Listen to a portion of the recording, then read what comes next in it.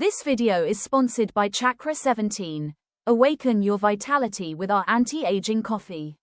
Hi everyone, welcome to this week's weekly RV report for Friday, October 31st, 2025. Yet another month bites the dust and we are summarily moving into November. The end of the year here is fast and furious. Thanks for tuning in. If you're new to the podcast, please do like, subscribe, and share. It helps the channel grow, others to gain the knowledge you're currently being afforded. Now, as a standard disclaimer, I'm not a financial advisor, nor is anything we're sharing constituted as financial advice, nor am I a guru. This is just merely quality information for you to use for your own personal discernimental authority. As is customary, we have a lot to cover, so let's begin. A lot of good things going on, as you know, this week with respect especially to Iraq and the rest of the world. Now, here are a few highlights. Let me pull up some of the usual customary articles and we can get started. As you'll note, Prime Minister Mr. Mohammed Shia al-Sudani sponsors the signing ceremony of the Ministry of Oil's contract to implement the floating gas with the American company Executive. So it sounds a lot like a floating exchange rate if you think about parallels for the public when the public exchange comes. And yes, there will be a public exchange. Additionally, they are telling you that optically they are putting the pieces together in order to pass the important laws, such as the hydrocarbon gas law, the HCL, the oil we're talking about in gas, small notes and coins. We know that they have every intention to ascend to join the WTO, the World Trade Organization, all while removing the corrupt Iranian proxies within the green zone in the Iraqi parliament. Let's take a look at this beautifully written article, for example, to Iraq, Mark Savaya, and he has an official statement. Let's go over here. I'm going to read parts of it, and then I'll just kind of highlight the key points for you to save you some time. Over the past 3 years, Iraq's leadership has taken important steps to guide the country in the right direction, politically and economically. Iraq has begun to reemerge as a sovereign state, working to reduce external influences, bring all weapons under control of legitimate government, and open its markets to international companies to help rebuild and develop the country's fragile infrastructure.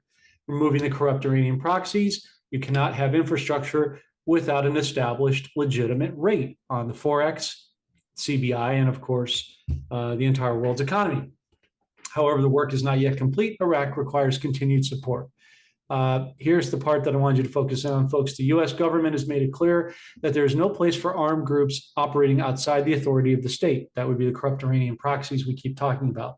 Iraq's stability and prosperity depend on having unified security forces under the command of a single government, meaning obviously the Iraqis and no outside influences, corruption, of the government, commander-in-chief without the armed forces, united under one flag that represents all Iraqis. Without this unity, Iraq's sovereignty and progress remain at risk. Well, we know that that's being dealt with. So that goes back to what we were talking about with most of the U.S. military has already moved out of Iraq. There's probably 2,000, 2,500 troops there for redundancy, but many of the bases within Baghdad have been already emptied out. I think there's 2 left, as I last checked, that are still intact for the redundancy portion, and they can easily, in a suddenly moment, Kim Clement, remove the corrupt proxies, which we believe absolutely will occur this year. In other news, President Trump, as you know, has also made additional trade agreements and enhancements with respect to Vietnam and Thailand. This, of course, is fantastic news for the Vietnamese dong and the Thai baht, respectively. President Trump plans to remove Fed Chair Jerome Powell by the end of the year. Now, here's the next slide I wanted to talk about. As you can see here, personally, I would not be surprised to see if he's removed by November. Remember, folks, once again, the ISO 20022 implementation takes effect on November 22nd, which is just a week before Thanksgiving, which is only about 3.5 weeks from now. This is the global announcement of the new digital asset-backed financial system, which means the banks will not be able to operate in their old nefarious ways. And we believe President Trump will revalue the gold, audit the Fed in Fort Knox, shortly after Powell is officially and optically booted out. Not to mention the fact that XRP is now letting you know they're becoming their own bank apart from the central banking system.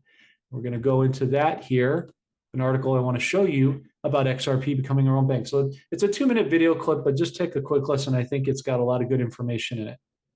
National debt, $348 would have purchased 1.7% of the total supply of Bitcoin at the time, and today would wipe our balance sheet clean.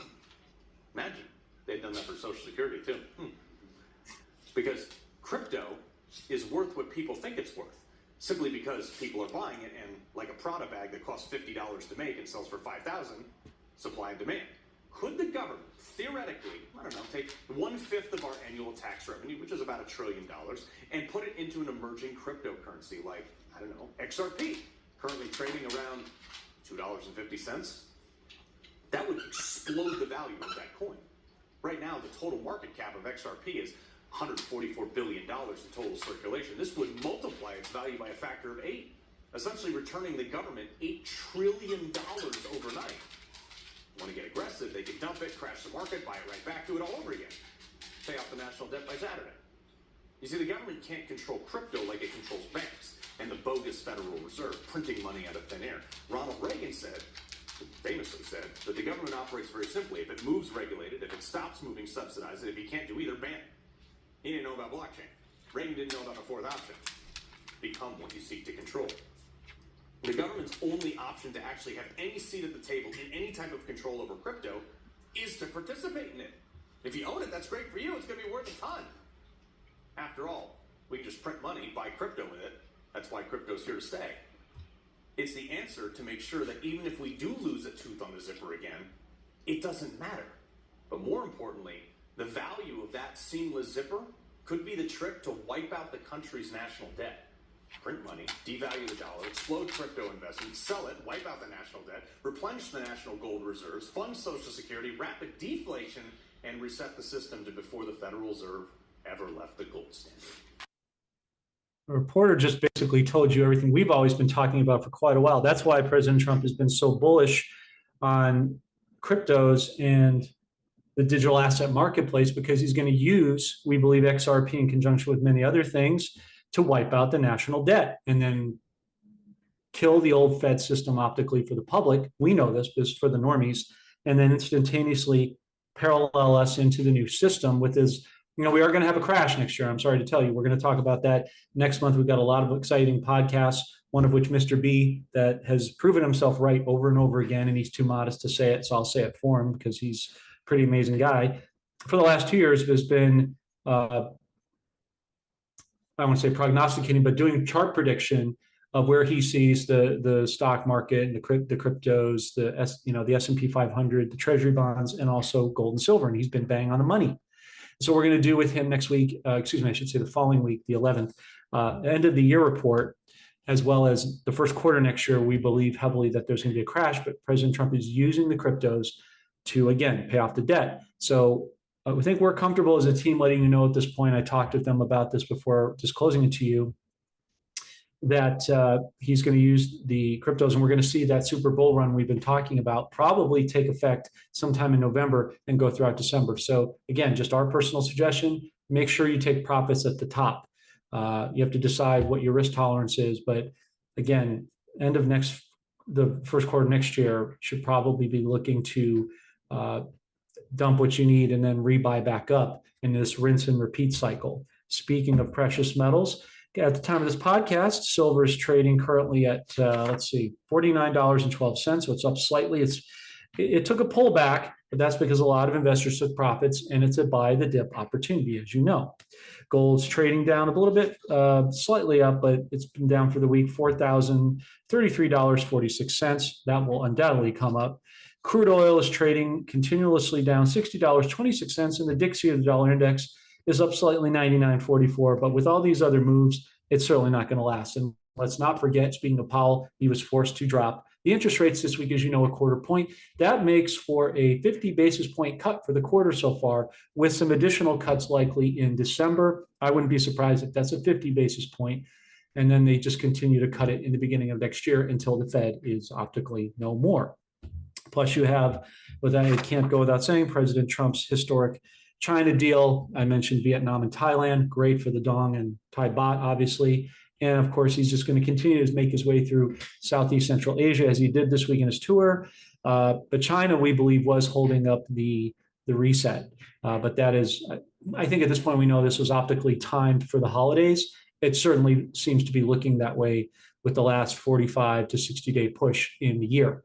Well, that does it for this week's report. Thanks for listening. As always, we appreciate your time, energy, and attention.